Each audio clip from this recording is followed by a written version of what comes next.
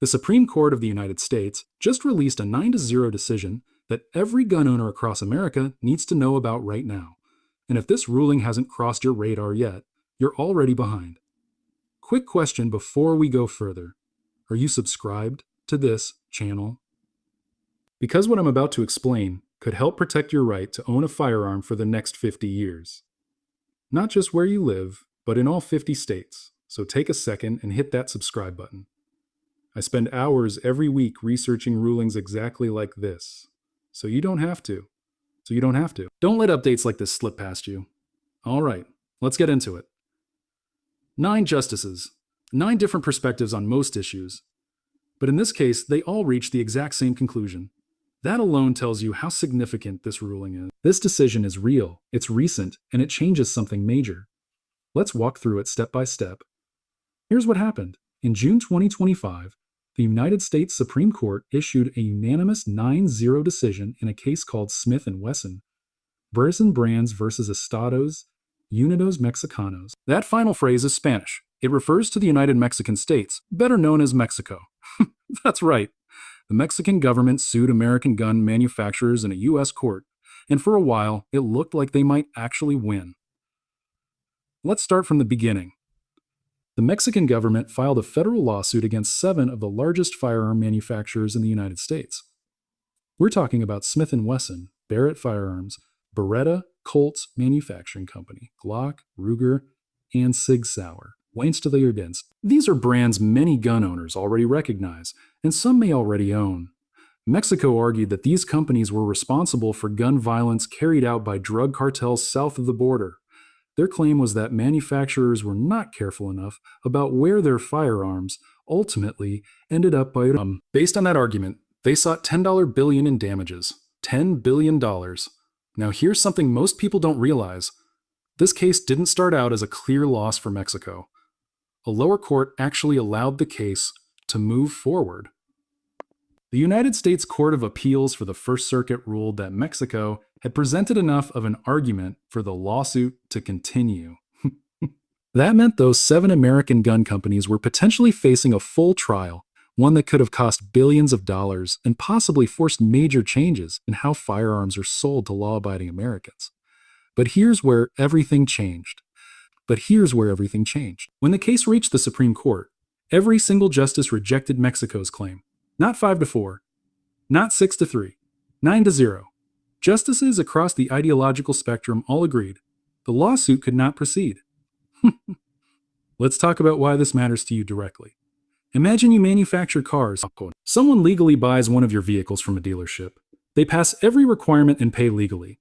Months later, that person uses that car to harm people intentionally. Should the automaker be held criminally or financially responsible? Of course not. The manufacturer didn't commit the crime. The individual did. That same logic is exactly what the Supreme Court applied here, and that reasoning now carries weight nationwide. If this breakdown is helping so far, imagine what you'll learn in my next video. I'm going to cover the exact 5 words you should say if a police officer asks whether you're carrying a firearm during a traffic stop. Those 5 words could help keep you out of serious legal trouble. Make sure you subscribe so you don't miss it. Now, let's continue. The entire case centers on a federal law called the Protection of Lawful Commerce in Arms Act, commonly known as FLCDA. It sounds complicated, but the meaning is straightforward. It states that firearm manufacturers cannot be held liable for crimes committed by third parties using legally sold products. Congress passed this law back in 2005 after a wave of lawsuits attempted a different strategy against the firearm industry.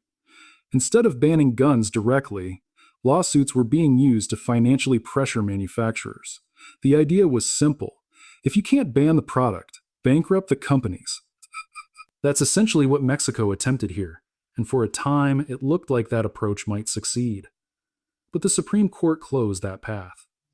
Even justices appointed by presidents with very different political views agreed that the law clearly blocked Mexico's claims. That tells you something important. This decision wasn't about politics. It was about statutory interpretation. Here's what the court emphasized. Mexico's argument attempted to hold manufacturers responsible for criminal misuse of their products by third parties. people the companies do not control. The Plukle specifically prevents that type of liability, and all 9 justices agreed. Now, here's where confusion often happens. Some people hear this ruling and assume it means gun manufacturers can operate without consequences. That is not what the court said. If a company knowingly sells to criminals, that remains illegal. If a dealer violates federal law during a firearm transaction, lawsuits are still allowed. The Plukle includes exceptions for those scenarios, and the court made that clear. What is protected is the lawful sale of a lawful product to a lawful buyer. Here's another detail that hasn't received much attention. All 9 justices also acknowledge that AR-15-style rifles are widely owned and legally purchased by ordinary citizens. That statement matters because it reflects how the court views commonly owned firearms, something that can influence future Second Amendment cases. Think about what that means. The Supreme Court unanimously recognized that a firearm many Americans legally own today is considered part of normal, lawful commerce. That language will likely be referenced again. Quick reality check. Right now, a large percentage of people watching videos like this are not subscribed. Don't be one of them. Join the thousands of viewers who stay updated on legal changes before the headlines distort the details. Now, let's move to the second ruling, because this one affects you even more directly. Just months after the Mexico case, another unanimous decision came down. In January 2026, the Supreme Court issued a second 9-0 ruling in a case called Barrett versus United States. This one centers on something known as the Double Jeopardy Clause. Let's simplify what that means. The double jeopardy protection comes from the Fifth Amendment of the United States Constitution. It states that the government cannot try or punish someone twice for the same offense. Now here's where things get more technical. 2 federal statutes, Section 924(c) and Section 924(j), both address crimes involving firearms during violent offenses. Section 924(c) focuses on using a firearm during a crime of violence. Section 924(j) applies when a firearm is used during a crime and a death occurs. For years, federal prosecutors sometimes charged defendants under both statutes for the exact same single act. That allowed sentences to stack on top of each other, dramatically increasing prison time. The Supreme Court said that approach violates constitutional protections. All 9 justices agreed. The court explained that Congress never clearly authorized stacking both penalties for the same conduct. Without that clear authorization, the legal presumption against double punishment applies. Here's a simple example to clarify. Imagine someone commits a robbery while carrying a firearm, and during that same incident, a person is killed. Before this ruling, prosecutors could charge both Section 924(c) and Section 924(j) for that one event, effectively doubling the firearm-related punishment. After this ruling, only one of those statutes can apply to that single act, not both. The extra stacked penalty is no longer allowed. Now, it's important not to misunderstand what this means. This decision does not prevent criminal charges. If someone commits multiple separate acts, multiple charges are still possible. What the court ruled is that prosecutors cannot use overlapping firearm statutes to punish the same single act twice. That protection already existed in the Constitution. The Supreme Court simply reinforced it. Here's an important legal reminder. Everything discussed here is educational information, not legal advice. Laws can apply differently depending on your situation, your state, and your legal history. Always consult a licensed attorney for guidance specific to your circumstances. These rulings matter because legal precedents build quickly, and new cases continue to shape how firearm laws are interpreted nationwide.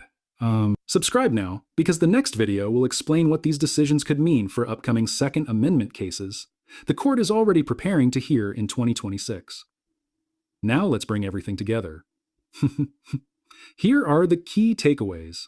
First, the Supreme Court ruled 9-0 in Smith Wesson Brands versus Mexico, confirming that firearm manufacturers are protected from lawsuits that attempt to hold them responsible for crimes committed by third parties using legally sold products. That ruling applies nationwide. Second, the federal law behind this protection, Protection of Lawful Commerce in Arms Act, passed in 2005, was reinforced at the highest judicial level, strengthening legal safeguards for the firearm industry against liability claims based on criminal misuse. Third, the second unanimous decision in Barrett versus United States confirmed that the federal government cannot stack overlapping firearm statutes to punish the same single act twice. Constitutional protection against double punishment has been clarified and reinforced. Here's why this matters right now. If the lawsuits against major firearm manufacturers had succeeded, companies like Glock, Sig Sauer, and Ruger could have faced massive financial pressure or potential collapse. That could have slowly restricted access to legally purchased firearms without any new legislation being passed. The Supreme Court blocked that outcome unanimously. And here's something worth noting. Some of the justices who joined this decision have ruled differently in other firearm-related cases. That indicates this ruling was not driven by ideology. It was driven by legal interpretation of federal statute and constitutional limits. A lot of time goes into researching rulings like these so you get the full context rather than incomplete summaries. If this breakdown helped you understand what actually changed, support the channel by subscribing, hit the like button if this clarified something new for you, and drop a comment below. Which ruling surprised you more? The Mexico lawsuit decision or the Double Jeopardy ruling? I read every comment. Let me know.